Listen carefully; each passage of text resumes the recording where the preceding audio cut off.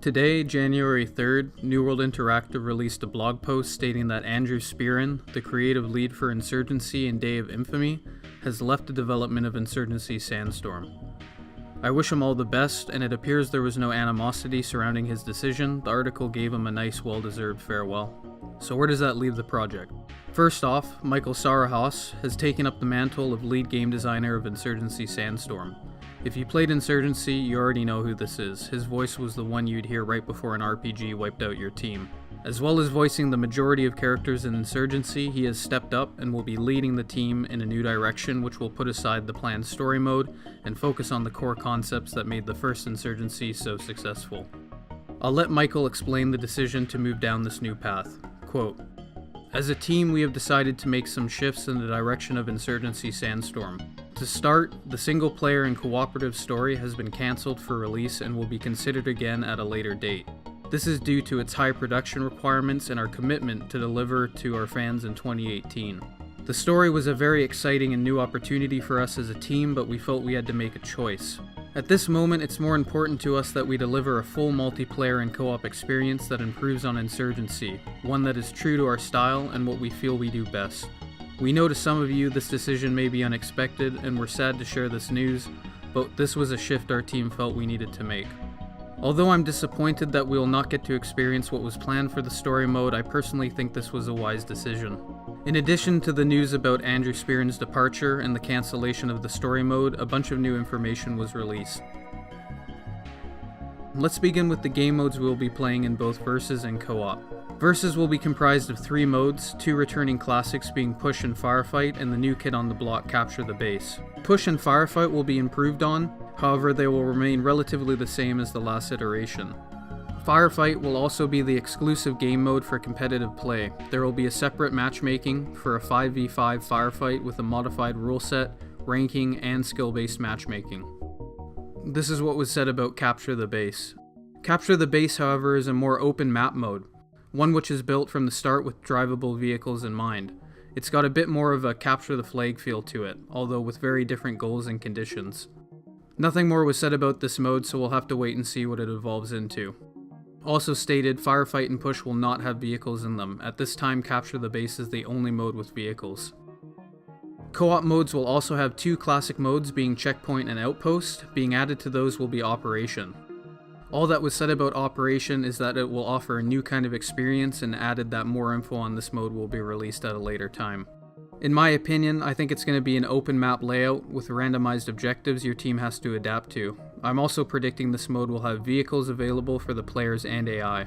The last thing said about co-op mode is night maps will be returning and will be mostly seen on the co-op side of the game. I think the biggest announcement in this article was that fire support mechanics will be making their way over from Day of Infamy, but they have seen changes and improvements since then. In the post they mentioned that the power and effectiveness of these will be tweaked appropriately for the game modes they are featured in. However, it will not be in competitive play, which in my opinion is a great decision. To utilize the fire support, it will require 2 players using special classes to call in the support, which will host helicopter gun runs, artillery, gas attacks, and makeshift commercial drones adapted for warfare. Gas attacks for me was unexpected. I wonder if gas masks will be an option when selecting your loadout. To balance this powerful ability, it was stated that the supports will include cooldowns to regulate them, as well as certain counters such as shooting down gunships with RPGs. Vehicles were mentioned briefly. Quote, "Vehicles have been a lot of fun so far in Capture the Base. When used correctly, they're great both for getting places quickly and as a mobile weapon platform.